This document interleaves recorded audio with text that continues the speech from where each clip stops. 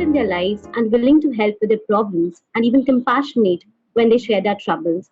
Our panelists are here to share their insights on leading with empathy and overcoming adversity.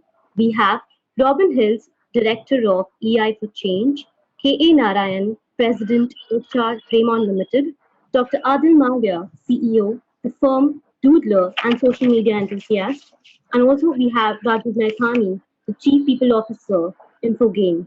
It's an honor to have you all here. I would like to also introduce Rajiv Naithani. So Rajiv is a young, dynamic, and avid fast tracker, HR and OD thought leader who believes in self being the instrument of change. Having worked in high-tech industry throughout his career, he has played a key role in transformational journey of some of these companies. Rajiv is inspired with employee-first concept and finds it to be the key driver towards catering to the expectations of the customers and also the shareholders. Rajiv has also played key roles in the culture of the organization through cultural dig initiatives to define the core values as he behaves, realizing the vision of the organization. He's also managed he's also managed multiple M&As and rebadging assignments for three of the different organizations and has served as an HR head. He has become a key advocate for employees and experiences, desires, and aspirations. Rajiv also heads the global HR organization for Infogain, which is headquartered in Los Gatos, California. Prior to that to Infogain, Rajiv also served Dassault Systems, R&D and services entities in India, and also Global Logic as HR head for India, and also played global organizational development role in Global Logic. He has held management positions in companies like HCL and Interglobe Technologies, and Rajiv speaks in various industries and academic forums on a regular basis. And he also contributes articles on research papers for both print as well as digital media. So I welcome all the panelists and once again, good morning and welcome to the panel discussion. And over to you, Rajiv, sir. Thank you, Kisma, for the nice introduction. Can you confirm if I am audible? Yes, yes, you're Okay, audible. thank you. So, good morning, everybody. Before I introduce the wonderful panel to each one of you, I would like you to know how am I feeling this morning. Trust me, I'm super thrilled and I'm curious. I'm super thrilled because I'm moderating a panel whose collective experience is over 100 years. I'm curious. I'm curious to learn because this is a panel of three distinguished speakers who are available together under one virtual roof to share their learnings and wisdom with all of us. Ladies and gentlemen, these are the highly accomplished and hugely successful leaders in their respective domains and industries. These are the leaders who are not only inspiring many future leaders, but also developing them. It's a great compliment to me to have such a distinguished leadership in the panel today. Let me begin by introducing the panel to each one of you. And I'm not following any order of sequence, but starting with Robin Hills, who has joined us from UK. Thank you, Robin, for joining us. Okay. Robin is Director of Emotional Intelligence for Change, a company specializing in training, coaching, and personal development focused on emotional intelligence, positive psychology, and neuroscience. Robin has over 40 years of business and commercial experience helping executives and leaders develop business performance through increased self awareness and understanding of others. In his work, he uses internationally recognized profiling tools to assess type, which is personality type, trait, behavior, and emotional intelligence. Robin is the author of two business books in the Authority Guide series and has developed an experiential coaching methodology, Images of Resilience, to support cathartic conversations around resilience. Robin has developed the most comprehensive range of emotional intelligence online courses that are available on the internet. So, in case if you happen to go through some of the emotional intelligence programs, there's a most likelihood that you may actually be experiencing the learning journey which has been curated by Robin for you. Usually, his topics which he covers include leadership, teamwork, conflict management, resilience, and communication skills. The fun, engaging courses have been taken up by 120,000 learners in 175 plus countries, and that's really incredible. Based upon this work, Robin has spoken and delivered at international emotional intelligence conferences. These have been held in South Africa, India, the Middle East, the United States, primarily in Harvard, and across the United Kingdom. Welcome, Robin. Thanks for joining us in the panel today. Thank you. No, thank you for inviting me along to speak this morning. Thank you. Moving on to introduce Dr. Adil Malia, who requires really no introduction. Dr. Adil Malia is currently CEO of a business management consultancy called The Firm. Adil has a bachelor's degree in commerce, a bachelor's degree in law, and a master's degree in human resources management from prestigious Tata Institute of Social Sciences. We commonly call it TIS. He has also attended the Coca-Cola Wharton School Advanced Management Program and has been bestowed a causa honoris doctorate in philosophy. Adil has over 4 decades of corporate experience in India and overseas, working in large reputed, professionally managed national and multinational companies like Godrej, GE, Marks and Spencers, Coca-Cola, and SR. Adil has experience of corporate working in areas of law, industrial relations, human resources, marketing, and OD at senior management and board levels, and now into business management consulting. Adil is much sought after business coach to some of the well-recognized CEOs in business. Adil believes in developing a full stack, all-round personalities as key to success. In fact, this full stack, since I come from IT industry, we have this role called full stack developer. And what we mean by this is we need one person who does not just development part of the work, writing codes, but also does the testing, a little bit of UI, etc., which means you have an all-rounded personality managing the entire life cycle of the product. And that's a correlation from a full stack all-round personality as key to success, which Adil believes in developing. He's an avid reader. Adil writes in several magazines, well quoted for his radical and creative opinions. He's a well recognized doodler, a social media enthusiast, a reputed keynote speaker, and he plays the Mohan Veena. In fact, Adil, I actually happened to see your YouTube video, which you delivered in Mumbai, more of a TED Talk video, and it was quite inspiring. I got to learn about your community, your religion, the hardship which the entire community had to go through. And the beautiful part of that entire presentation was how did you really link the entire journey with the leadership context? And if people get a time, I'll encourage each one of you to go through that video. It's available in YouTube. Very good. And thank you very much, Rajiv, for giving me such a wonderful introduction. I wish my mother-in-law was listening to some of this. But anyways, for another day. Sure. And in fact, the last part of your introduction is still there. Adil, I know it's quite inspiring and everybody wants to really relate and understand you as a person, as a human being, as a professional. So let me complete that piece as well. In fact, when we asked Adil to spell out the secrets of success, he actually told us there are two principles for this alchemy. And first, to learn to be a good human being, and success will follow you. And second is the happiness. Do the things that make you happy, and you do not have to work even one day in your life. Thank you, Adil, for joining us in the panel today. Look forward to pleasure. My pleasure. Thank you very much. Thank you. Okay, moving on to the introduce K. Narayan. Narayan, thank you so much for joining us in the panel. Welcome, Rajiv. Introducing Narayan. Narayan has done his post-graduation in commerce, law, and personal management. He has also attended several executive development programs of Harvard Business School, Wharton, and Cornell. He has over 35 years of work experience in the field of human resources. Currently he has been serving Raymond, where he has been associated for last 13 years as president HR. Narayan has been spearheading the culture and leadership transformation journey of the company. During his tenure at Raymond, he has undertaken several HR initiatives, organization restructuring, and talent initiatives. Prior to Raymond, he was president, corporate human resources, and legal for Wockhardt Limited.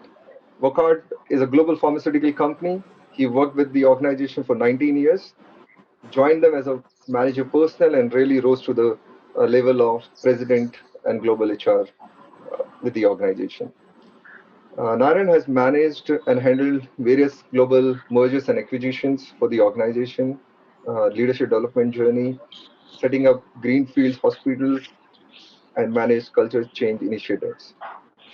Narayan has been recipient of several industry awards, including the RASBIC Award for Talent Management, Amity Award for Outstanding HR Contribution, and Indra School Award for Outstanding Work in HR. Thank you, Narayan, for joining us in the panel today. My pleasure, Raju. So, as I'm opening the panel discussion, the topic really reminds me of the quote by Martin Luther King Jr., who had once said, "The ultimate measure of a man is not where he stands in the moments of comfort and convenience, but where he stands at the times of challenges and controversies." This statement is so relevant to the topic we have in hand. If I were to encourage you or invite you for a reflection on the word called adversity, I'm sure it will trigger a lot of emotions and also thoughts at cognitive level. And typically, the emotions would not be very positive emotions. The emotions could be emotions of fear, emotion of depression, emotion of nervousness, and even psychologically, one will become very cautious about it. In fact, as a psychology student, what we have studied is that when we go through the adverse life experiences, that affects our cognitive and emotional development as an individual. So adversity really affects us both cognitively as well as emotionally.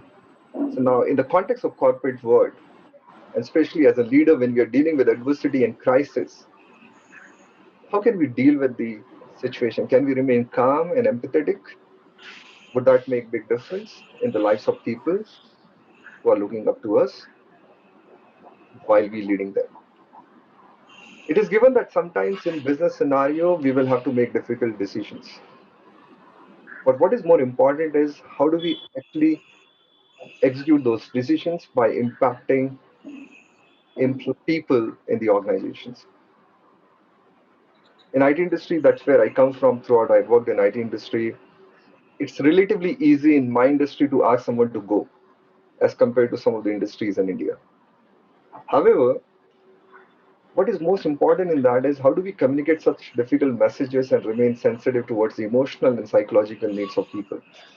In one of the companies I worked with, we were doing it very mechanically. There was no human element to the entire execution process. We tried bringing in human back to the human resources just by being empathetic to people when we were executing those difficult conversations and decisions of laying people off the company. And I think that really caused a lot of positive results for the organization. Reason being, people were, at that moment when you're telling them something which is which will create an adversity in their lives to come, they want somebody to listen to them. And listening becomes very, very important element at that moment. And when you listen to them, you actually become more empathetic. You're able to help them deal with that situation in a better way and not looking at it more of a mechanical process or a cognitive process while dealing with humans. We always say in various industries that we always have tight deadlines to deliver. There may be a business impact where we need to release certain things or deliver certain things on a particular time. There may be a contractual penalty. Now, at that moment, if we lose our calm and put pressure back onto the people and don't remain sensitive to their needs, what possibly may happen? Versus accepting the situation as the situation is and trying to be empathetic to people and remain calm into that situation, possibly our response and reaction to that situation would be much better than otherwise. In the panel today, we'll try to understand the real life examples from our distinguished speakers. The panel has been planned in a blended way. In the first part of our first round of the panel discussion, I will actually go to each panelist. We'll try to understand their perspectives on this important topic which we have in hand. And in the second round, depending upon how much time do we have, we will try to do Q&A, which would be a combination of some questions which I have prepared for the panelists and some we will invite from each one of you as participants. Now, without further ado, let me turn the focus to our first panelist, Dr. Adil. Adil, thanks once again for joining us. You Thank have you. seen Thank you very much. you have seen different corporates and have been coaching various leaders, including CEOs, and carry a depth of knowledge and wisdom. It would be our pleasure to capture very briefly the pearl of wisdom from you on this topic. Ladies and gentlemen, let Dr. Adil on this topic. Over to you, Adil. So thank you, Rajiv, and thank you, EFI, for inviting me to address this session. Uh, Addressing an erudite group like this on a theme that covers subjects like emotions, empathy, leadership is actually like taking coal to Newcastle. And I have very clear understanding that all of you are so equally suitable, well equipped, knowledgeable on the theme, that for me to repeat some of the things that you already know will be really wasting time. So whilst I may take a little bit of time to cover a few basic thoughts, the predominant focus that I want to bring for this discussion, which will be meaningful, is that in the changing times, what is it where, particularly in the post-pandemic period, when we are going to be experiencing different kinds of adversity, is there something else, something far more different that we as leaders are expected to show as part of our leadership role, which touches emotions and empathy, which would have got into a state of disequilibrium between the post-pandemic event, the pandemic event, and the pre-pandemic event, between the three different states. But before that, let me, of course, as a matter of, when I ask this question, how old is our Earth? Adil, sorry, for a few seconds we couldn't hear you. The screen was All right. frozen. So this is one question that I constantly keep asking people. And the question is, how old is our Earth? And most people don't know the answer to it.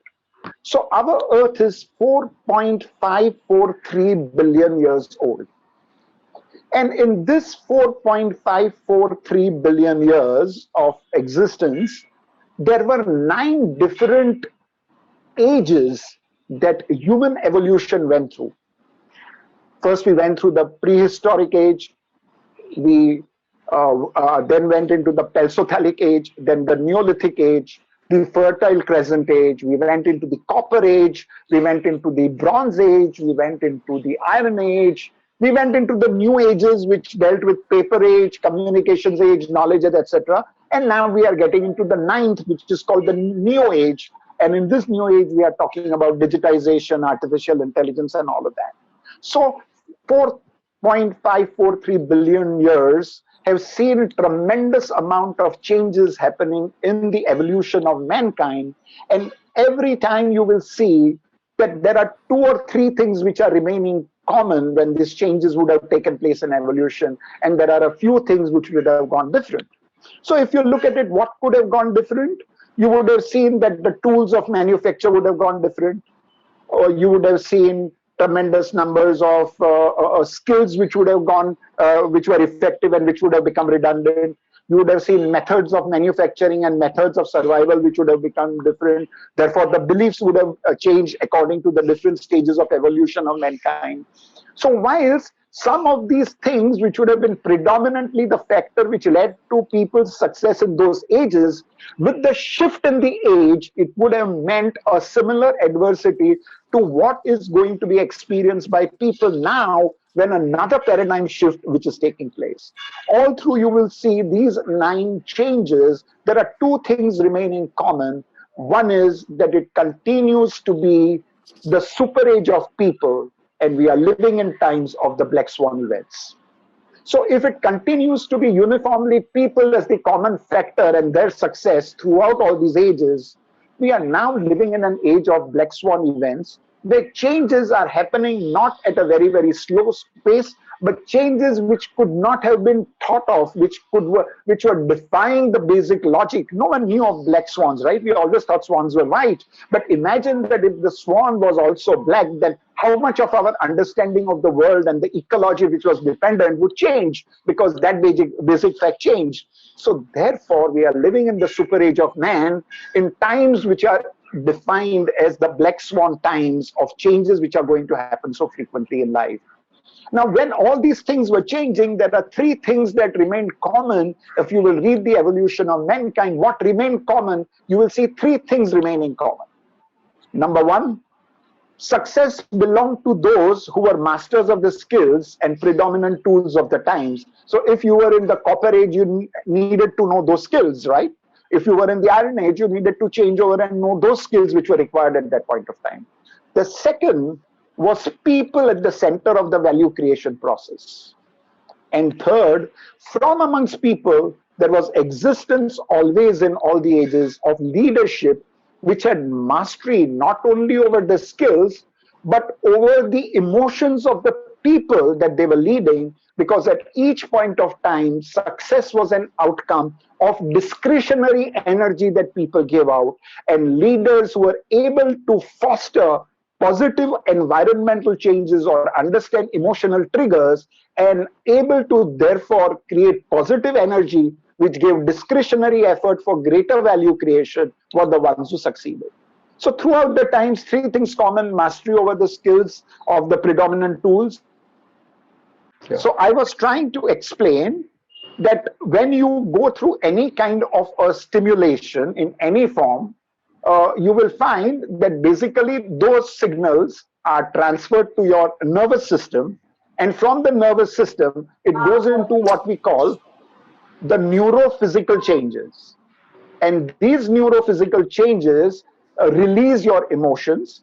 We all know that there are 8 basic emotions that we are dealing with: happiness, sadness, fear, disgust, anger, surprise, and contempt. These are the 8 basic emotions, and they get triggered whenever the neurophysical changes happen when we are meeting stimulations. Now, what is important is that at different points of time, these emotions give us happiness or pleasure or pain. And the basic human mechanism is designed to approach pleasure and avoid pain. And therefore, we now need to understand that where does empathy and adversity come? What do they do to this basic mechanism of pleasure and pain? And therefore, what is it that leader can do in what we call the state of hot cognition to be able to get the equilibrium right? Now, what is therefore empathy at any point of time? Empathy is ability of a person to recognize, understand, appreciate, and share thoughts and feelings of another person. People are going through their emotional states. There are people who are in different roles, who are working along with them as peers and who are working along with them as their relatives and also as their bosses. All need to be able to understand the emotional things as they understand the intellectual things that are going on. All right. So that's what empathy is about. But when we talk about empathy from a corporate perspective or from a general perspective of organizational leadership, we are talking about 5 different sub-elements of empathy. Cognitive empathy, emotional empathy, empathetic reciprocation, empathetic dissonance, and cognitive dissonance. What do these 5 things mean? Because when we are saying leadership with empathy, if you do not understand these 5 things, it is like just trying to use a terminology because that's a popular terminology we are using, and therefore we want to capitalize on it. But we need to understand that what is cognitive and rational. Are you able to understand someone else's logical reasoning? Sometimes you say, he just doesn't seem to understand my logic. Don't you say that? You experience managers in organizations. You say, he can't even understand what I am saying. That is at the level of what we call cognitive or rational logical appreciation. The second thing is emotional. He understands my logic, but he is not able to understand the emotions which are attached to that logic. So he understands emotion, but there is no emotional empathy. The third is empathetic reciprocation. That is the realization of a manager that the other person is expecting him as a manager to understand him. That is itself missing. So he goes around believing, such a manager goes around believing that what I think and how I feel is what he should carry forward to, and my need to understand him or his emotions does not exist. The next is empathetic dissonance, managing the different emotions without feeling disturbed. See, these are 8 emotions. These 8 emotions are not in exclusion. They are all operating on the human being all at the same time. At that point of time, are you able to manage the empathetic dissonance all together consolidated at the same time, and cognitive dissonance when different logics are given and each logically is right? You come across situations where everyone is logically right but not wrong. That is the time. Can you hold the full stack understanding of the cognitive dissonance? Which brings us to the topic, what is adversity then? Because we are focusing on adversity, I would have on a normal day running a course not tried to hurry to adversity as fast, but because we are on short of time, I will explain what adversity is about. Adversity is reference to any event that hinders the goal fulfillment due to disruptions caused.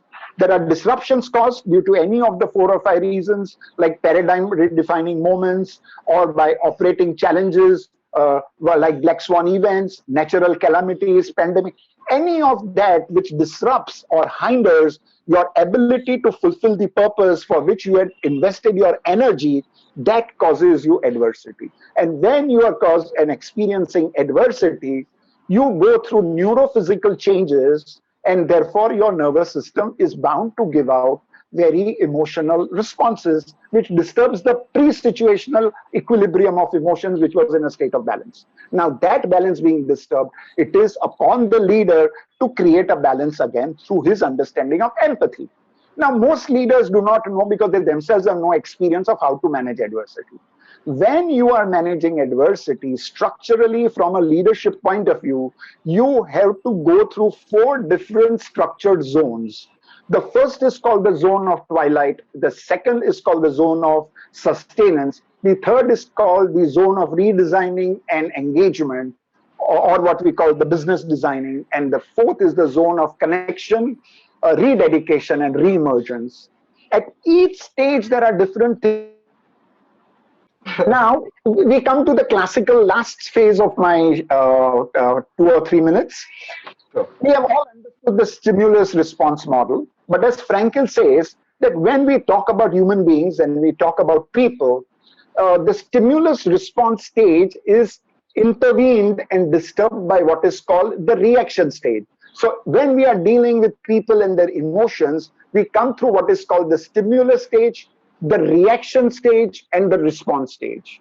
Now, what is a leader therefore supposed to do? A leader with effective empathy, because the immediate reactions will be always very adverse when adversity hits you, there will always be states of anxiety, etc. These are the few things that a leader is supposed to do. But if I was to put a collective label on it, it is a leader is supposed to normalize reactions and drive towards positive emotional responses.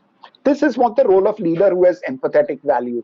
That is to understand the emotions of the people, to understand and normalize their detractors and convert them into drivers of positive emotional behaviors so that the enterprise begins. What is he supposed to do? He has to convert from terribilization to moderation. The immediate effect of any adversity is terrible, disaster. World is going to end. Pandemic is going to be killing the whole world. This is what was said in the Gita, whatever. So from terribilization to moderation, from trivialization to mature realization. We say, no, this is nothing. This is just ordinary flu. Nothing has happened. People are used to it. They will get used to it. We have to learn with this new normal. From trivialization, the leader who has to bring an equilibrium to mature realization. From surprise and anxiety to composure. From anger that will come along because I may lose my job and I will not have earning capacity, to appreciation. From anxiety, he has to lead to affirmations. From dilemmas to breakthroughs. From avoidance to participation. From depression to wellness. From apathy to empathy. And from happiness to flourish. Now, therefore, what does a leader with empathy do? He identifies and recognizes the detractors of the human emotions which have been caused by the adversity. His role is to create a certain normalization of this and then to convert the detractors into energy drivers or emotional drivers, which will help him release positive energy which will help him to give his discretionary efforts to rebuild the organization and take it into a connection, rededication, and reemergence. This is the positive world that will succeed. This is the role of the leader. And this is where I believe a leader with empathy, like the leaders in the previous 4.543 billions of years have succeeded, we have to replicate it. Do not believe that the world is facing adversity for the first time. It has faced all along. Sure, sure. Yeah. I think the great insights from Adil. He really gave a very conceptual perspective. Not very easy to relate in one go, but I'm sure there are a lot of takeaways everybody had. In fact, I like the summarization which he had from how can leaders first identify detractors, get into a role of normalization, and then help in channelizing these detractors into right energy. So with this, I'll actually move on to Narayan. Narayan, actually, I was reading one of your articles and did discover that almost 36 years ago, words of a trainer stayed with you forever. The trainer had explained the concept of ego state and listening to other people without judging them. I would Yeah. request if you could kindly share a few examples and experiences on how did this mantra change your life, and also how did it affect your leadership journey positively for the organizations you worked with. Great. Thanks, Rajiv. So I think since you touched upon that article, and I must say that it was 36 years back when I first came in contact with this concept of emotional intelligence at a very high level. And this was where I was nominated for a training program, and it was someone who was talking about transactional analysis. And in that context, he touched upon the concept of empathy as part of the transactional analysis. It was very insightful for me, and that has stayed on in my mind even today, because some of the examples of how one practices transactional analysis and uses empathy as part of that is what was very striking, and the way the trainer explained that whole concept. So I think Adil covered some of those aspects very beautifully, and how this whole cognitive and the emotional empathy becomes a key part of a leadership skill, right? So in my life, I have had more failures in terms of learning empathy and not being empathetic. And there have been several instances of adversity where one has really dealt with situations without realizing that you're not being empathetic. So let me take one example of what I faced.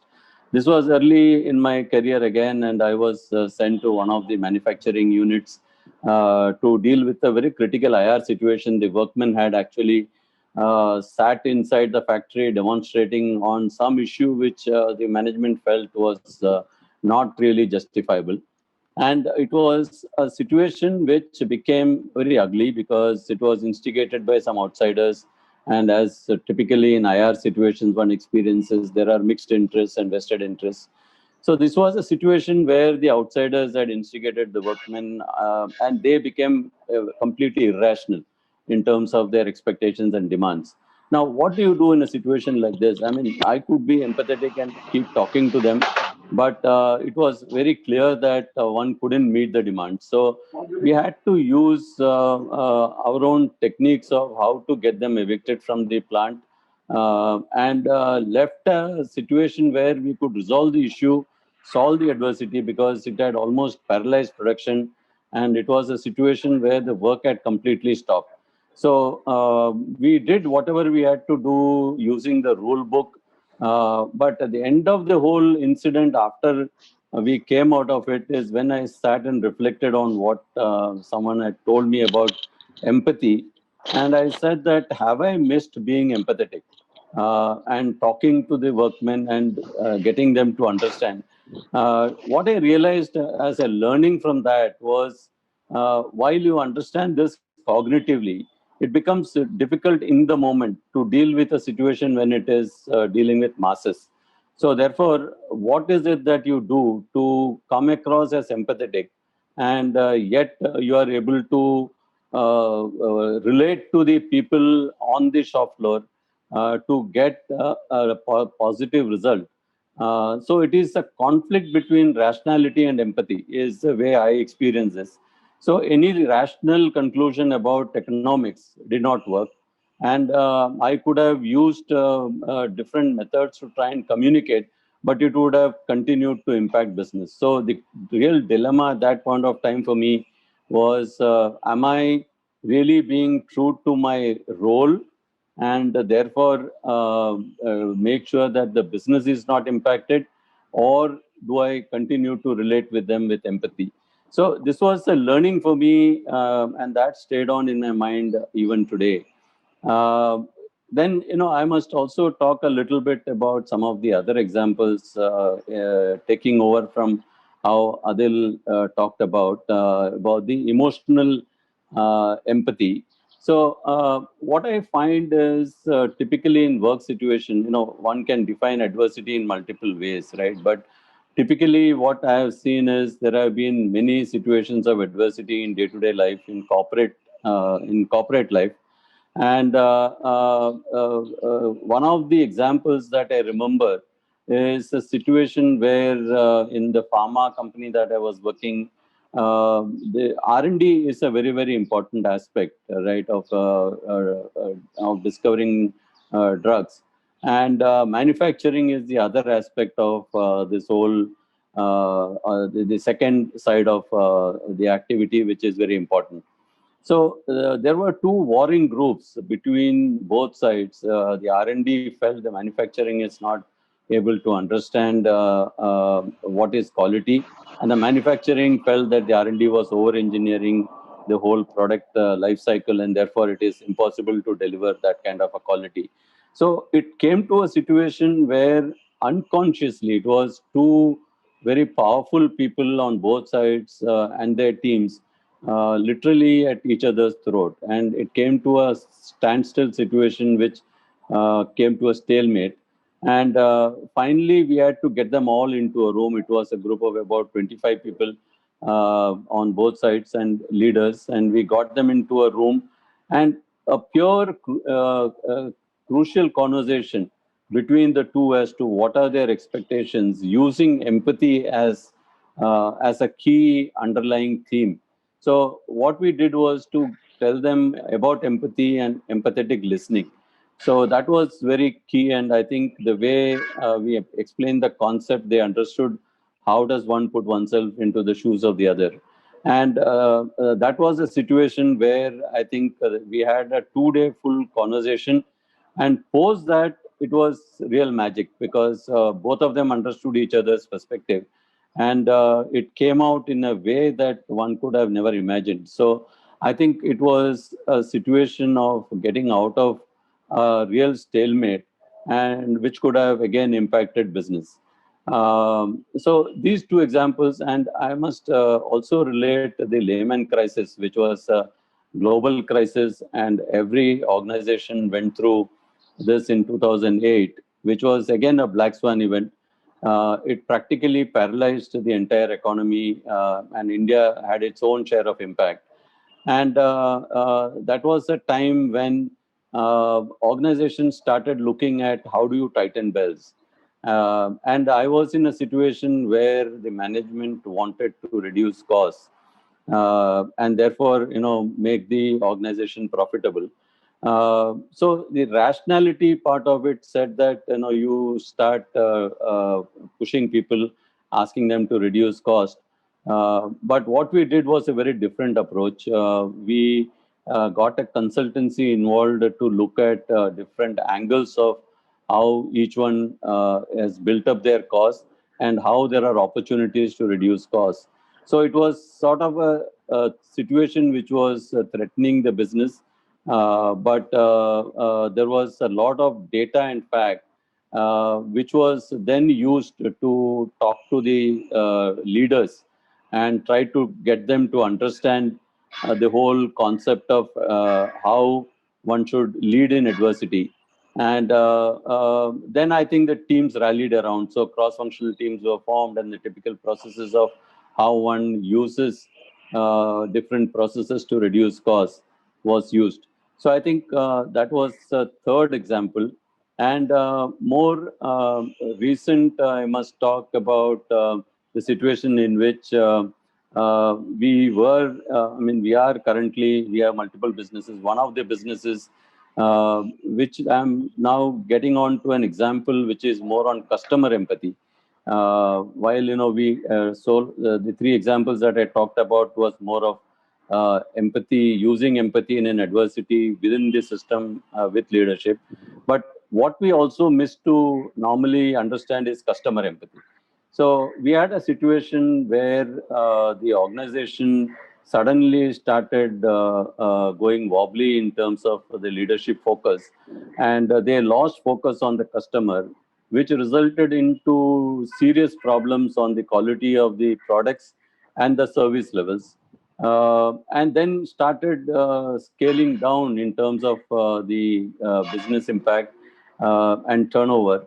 Ultimately, we realized that there was a situation where, from a very cash positive business, the business started turning negative. So we did a little bit of a diagnosis, and what we realized was the team inside had lost empathy for the customer. Uh, we did extensive work on emotional intelligence with the leadership team, and right till the lowest supervisory level guys got involved into this activity. And ultimately, it was understood that it was a loss of empathy about the customer on what he should do and how one should really, how do you lose focus on customer in a crisis, particularly when situation becomes more difficult and you start losing sales and revenue, is what came up. After that, there was considerable realization and work that happened with the customers, understanding of what are they really seeing. So it was more of understanding customers' perspective on what is it that they suddenly seeing that as where we lost our edge on quality and service. And once we got that, the teams got aligned. And that was a great example of how everybody came together to bring the business back. Of course, it resulted into a change of leadership, and the new leadership could completely energize the organization with a new vision and a mission on focusing on customer. So I just want to say that when your business gets threatened and suddenly you start finding a challenge, what one should really focus on is understanding what has changed from a customer point of view. And that is a key insight that I got from this whole initiative. Rajiv, just being mindful on the timing. I think what we will do is we'll have the last 15 minutes for Robin, and we will take all the questions, curating, and then we will send it to the panelists, because eminent panelists, I know they have lots to say. So definitely we'll do that. So don't just be relaxed, continue the discussions. We'll take all the questions and we'll send it back to the panelists. Thank you, Annapurna. Right. So I'm more or less done with the last example. Yeah.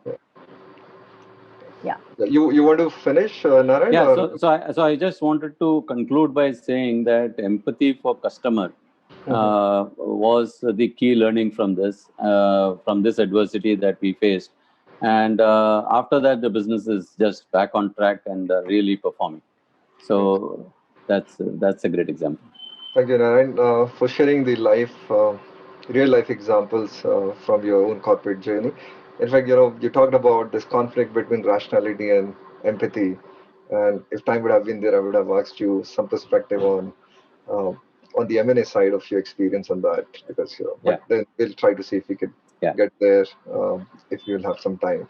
Sure. So thank you for that, Robin. Moving on to you, you have developed a series of emotional intelligence courses which is available online. I want you to share the underlining message in these different courses regarding empathy and adversity. Sure. I think one of the most important things to stress in terms of learning about empathy and learning about an individual's reaction to adversity is a couple of the fundamental basics around emotional intelligence. Firstly, it's the understanding of self. It's having self-awareness. And having this ability to be able to recognize how one reacts emotionally to various events and to utilize this information when interacting with other people. Now, how can that be trained online? That is a very difficult question to answer, because what you're trying to do through online learning is to give that responsibility back to the individual. And many online learning courses are based around learning technical knowledge, technical skills. And these are very easy to deliver through online learning. But how do you develop emotional intelligence, particularly empathy, and particularly reactions to adversity? That's my challenge, bearing in mind that people can be sitting all over the world, and they can be in different organizations with different challenges. They could be different ages. They can have different ways of seeing the world, different political beliefs, different religious beliefs. How do you speak to all of these people? I think one of the fundamental things around emotional intelligence, particularly through training, is that all you can do through training, particularly online, is to appeal to the cognitive side and help people to have an understanding of emotional intelligence, empathy, and adversity. But the real learning comes through engagement with people, going out there and practicing emotional intelligence. So in terms of helping people and facilitating that, it's really a case of providing them with the tools, the mechanisms, the structure to go away and have conversations, to understand themselves better and understand the impact that they're having around empathy and adversity, by getting that feedback from other people around how they're impacting upon them.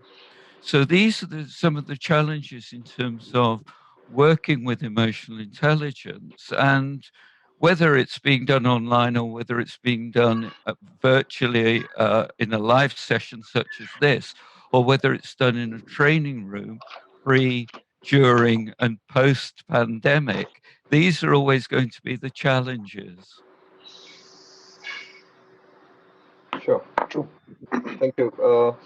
And if you were to share your perspective on developing leaders through a better understanding of empathy, what message would you have for us? I think leaders are continually being challenged through a number of different factors around change that is coming in to alter the way in which they interact and work with people, which then drives empathy and drives adversity. And some of these challenges, let me take you back to October 2019, when nobody knew that we were going to go into a pandemic. What were the leaders being challenged around? And just a couple of things that came to mind are globalization, which I've already started to talk about, but also the impact of artificial intelligence and how that was coming in and how that was going to really take over the way in which we were doing business. Now, none of those things have gone away. They've been severely impacted through the pandemic, but in many ways, the globalization and the artificial intelligence have actually helped us to deal with some of the challenges that we are working with through the pandemic. So the interesting thing in particular with regards to artificial intelligence, is that no matter what happens with regards to artificial intelligence, leadership and human leadership will always be a fundamental part of business, because empathy is something that the robots not do and will never be able to do. The reason being is that they do not have the brains that we have. They do not have the neural pathways that we have. And part of empathy really is the way in which one engages with people. And the interactions that we have with people create our neural pathways by the way in which we are working with people. So empathy is developed through that engagement. And obviously, adversity then drives a lot of that engagement. So, in terms of supporting leadership development, it's helping people to understand how others are reacting to situations, as Dr. Adil alluded to and Naranjan alluded to. So, building upon what they've got to say, supporting leadership development is helping the leaders to understand the importance of empathy as a leadership tool. Now, a lot of leaders will say, oh, I don't do emotions. We have no place for emotions in our work. They're completely wrong, because we can't survive without empathy. We can't survive without emotions. And what it means is that in order to work with and develop people, we've just got to understand things from their perspective. And how do we build up that understanding better? Thank you, Robin. Since we are towards the tail of the overall session, so we have 6 more minutes. I'll open it for questions. In fact, one of the questions which I could read from the chat window is, and this is open to all three of you, Adil, Robin, and Narayan. If you have to pick top 3 emotional intelligence dimensions which are critical for leadership effectiveness, what would those be? Well, if I think Robin is most suitable to answer this question because he does a lot of psychometry on that. Sure. Thank you, Dr. Adil. I would say the fundamental parts of what we've been talking about all morning, it's empathy.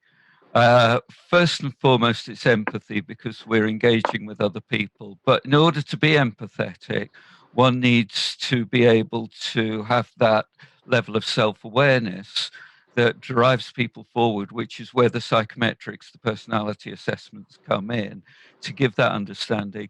But I think the other component is motivation. It's motivation to want to change, it's motivation to want to empathize, and it's motivation to want to help other people to work through adversity. Thank you, Robin. Adil, I want to actually, I'm tempted to go back to you on your summarization of sharing and ask you that typically, you talked about the ability of leader to manage a detractor and then try to, channelize convert it into drivers. Yeah. So where typically do you find leaders failing in that process? Because, you set the tone of a process or a framework, but where do people really fail in driving that? You see, the problem is with our entire orientation to leadership. We have generally started compartmentalizing leadership into business leadership and people leadership differently. So we generally believe that people who drive business, people is not their business, so they are not supposed to have empathy. Versus there are these soft guys called HR guys who are very mushy, and everything about emotions comes back to them, and they are supposed to manage the emotions as if they were two separable parts of human motivation, behavior, and driving. All right. So that's the fundamental level at which they go wrong. So leadership needs to be full stacked, and which is where I keep coming, that leadership needs to be full stacked. As much as knowing the business and driving the business to its critical results is important, they need to understand that it's not going to happen unless and until you are able to drive the energy, the discretionary energy of your people. If I can take 1 more minute, I'll give you an example. I was on a seminar where a CEO stood up and asked me this question. Adil, well, you seem to be a very seasoned HR guy. Tell me, how many more years will you HR guys take to understand business? To which my retort was very simple. Tell me, how many more years will you business guys take to understand people who are your prime drivers of results? Right. You can't understand people and you're asking us how long will we take to understand? Both are wrong. Correct. That's so true. Rajiv, can I build upon that? Because please. a lot of CEOs want an organization to be happy. So they're expecting all their employees to be happy, but they overlook the fact that they are the driver of the emotional climate within the organization. So they will be angry with people for not delivering the business. And if they're angry, then how can they and why can they expect their people to be happy? And Robin, the other further logic to that also is that today happiness is not the criticality, it is an outdated thought. Organizations will make people happy if they give them good salaries, don't pressurize them for results, or you can work at your convenient time, there are no deadlines. People will be very happy in an enterprise. Therefore, the going forward concept is creating flourish where the happiness of the people meets the purpose of the organization. And that is the point of hot cognition, where logic meets emotions and value is created for the enterprise. And perhaps we ought to be looking not at happiness as a driver, we ought to be looking at contentment. Because if people Flourish. are contented, yes, they will flourish. OD word is flourish. OD word is flourish for that. I actually want to bring this practical dimension of corporate world where rationality, usually, and when let me just take a step back. Most of the organizations are investor driven, and there are expectations in terms of how do we perform. And when we hit situations like what we really got into early this year because of pandemic and had impact on the economic survival, there's a rationality which will actually prevail lot many decisions, and I heard Naren talked about the conflict of rationality with emotions. So when from a business existence perspective, you have a big situation before you, and there's a rationality around that, and there is an empathetic perspective which is also essential, as we have been talking about. How do you bring the balance there, in a real life scenario like this? So feel free to actually pitch in, Narayan, Adil, and Robin. Yeah, So, there, yeah. Rajiv. You asked such a beautiful question, and giving them 1 minute is not at all rational here.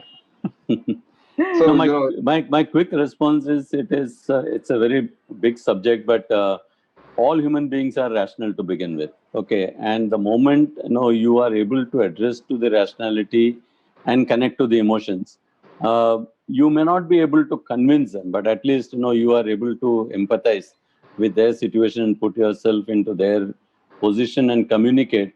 They understand what one is going through. So we had this COVID and it impact, and it's an example I can talk, but now for want of time I'll not do it. But we went through the situation time and again. I would say empathetic recognition is the answer. Yeah. And what is that? Empathetic recognition. No, but what is it? What does it mean? So empathetic recognition is a leader's ability to understand that given an adverse situation, the people around will have different logic and different emotions. Do I have the ability to live up to their expectation and help them in normalizing the way forward? Wow, beautiful. Super. That's very beautiful. Thank you, Adil. Robin, you have any last comment on this? Yes, just briefly, everybody experiences adversity in their own way. They've got different things going on in their lives, which we will never know and never understand. The best way of dealing with that adversity and helping people to rationalize it is to use empathy. Sure. Thank you. But Rajiv, if I was to summarize all of that, what we are saying is, do not believe that adversity is the only place where emotions get. Prosperity is an equal stimulant to emotions, and organizations which have learned to moderate in moments of prosperity are the ones who are able to handle emotions in adversity. Very nicely put. That is critical. So nice. Thank you so much, Adil. So once again, since we have already crossed the time, I would like to thank each one of you, the learned panel, for providing the insightful perspective to all of us on this important topic. As a race, we are already dealing with an adversity which is COVID-19, and I'm sure just by being empathetic, we can help each other and navigate these difficult times successfully. Thank you once again, and over to you, Anpuna. Thank you, Rajiv. Thank you, Narayanan. Thank you, Robin. Thank you, Adilji. I think I'm sure I didn't do a great justification of giving just 60 minutes over there for calling with all the four panelists. We will surely take it from here and have a masterclass of each one of you and learn more from you. That's my promise. Before we come back again for the summit of next year, I'll do that. So 4 months I'm reserving you all right now. And thank you so much. Dr. Saroj, welcome. And then we are taking 2-3 more minutes. And Dr. Shubha, we will also eat away from the lunchtime 2-3 more minutes. So don't worry, we will give you a complete 30 minutes there over there. Okay, thank you. Can we have the next slides, please? Thank you, everybody. Yes, please hold on. Please hold on. Please hold on. Yeah, thank you, Robin. This is a small token of appreciation from us for sharing your insights, being a speaker over in our panelists. Thank you so much. Thank you, Dr. Adil Malia, for sharing your insights. Thank you so much. Thank you so much. Next, please. Thank you, Rajiv. Thank you very much, brother. Thank you very much for being there. And we have also, thank you, Mr. Narayanan, sir. Thank you very much. Pleasure, Annapurna. Thank you so much for the opportunity. Thank you. We have also planted trees on each one of your names and for the COVID warriors and for saving our environment. Robin Hills, we have planted a tree in our Uttarakhand in the Himalayas for you. This sponsorship of these trees has been given by our sponsorship partner, GAPS Digital Partner. And you know, Robin, Uttarakhand is my home state. Yes, I come from Uttarakhand. I'm honored. Middle Himalaya region. Yeah. K. Narayanan, sir, we have also planted a tree on your name in Uttarakhand in the Himalayas. Wow. Yes. Wow. Next, really please. Great. Dr. Adil, I have taken that and I wanted your tree to be planted in Karnataka, so we have planted your tree in Karnataka. But please send me a photograph. I want to see my tree. Yes, sir. You can even see and you can track your tree also. And yes, thank you, I want to do Nathani. We have planted your tree in your hometown in Himalayas in Uttarakhand. Thank you all. Thank you so much. Namaste. Thank you. Thank you very much. Namaste. Thank Namaste. you. Thank you. Thank you, Robin. Thank you, Narayan. Thank you, you. Rajiv. Yeah, thank you. Thank you, sir. Thank you. Thank you very much. Thank you, Krishma. Thank you.